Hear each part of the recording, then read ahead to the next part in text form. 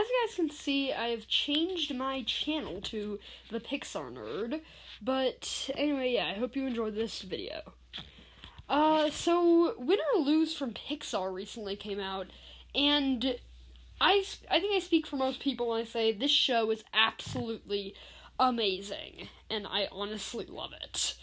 But yeah, so in this video, I'm going to be reviewing every episode of the show. It's going to be pretty short, even though I have kind of a lot to say. But anyway, let's get right into it. So the first episode is Coach's Kid, and it focuses on Lori, the coach's kid, because each episode focuses on a different character, and how she struggles with anxiety.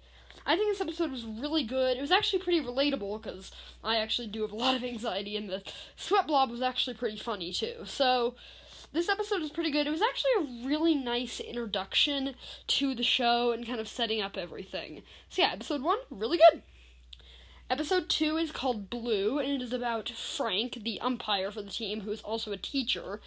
And, yeah, the show focuses on a middle school softball team. I don't know if I mentioned that. But yeah, the episode revolves around him and his, dating life, which is a pretty interesting concept. The episode is pretty good.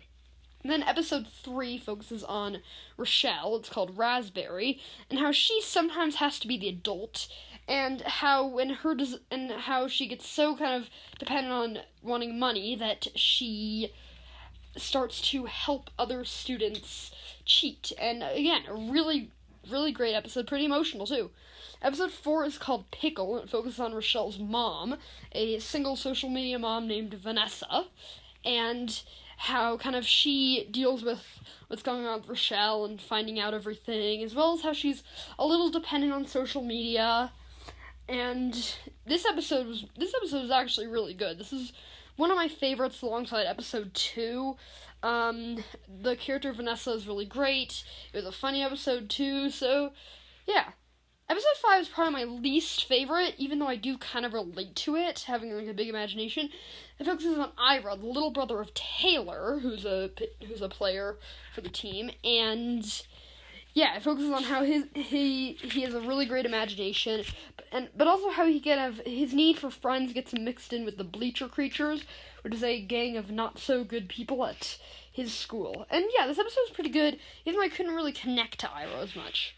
Episode 7 is called Mixed Signals, and it is about Ewan, the pitcher for the team, and his love life, similar to Frank, and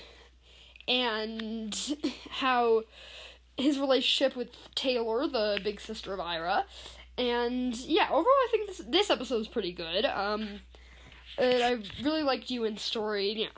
Episode 8 is actually pretty controversial. It's about Kai, and okay, I have to address the elephant in the room, which is that Kai was originally meant to be a transgender character, but I personally, I don't see why they cut it. It's fine.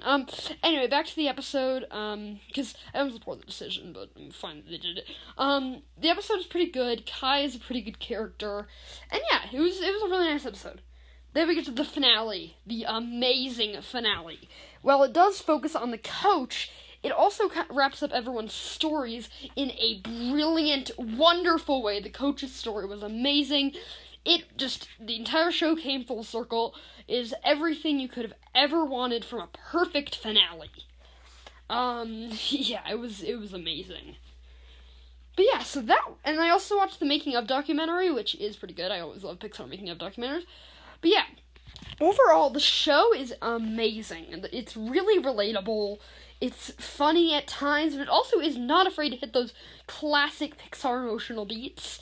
And honestly, this is Pixar's best. This is the best original Pixar thing I have seen since Inside Out, which was back in 2015.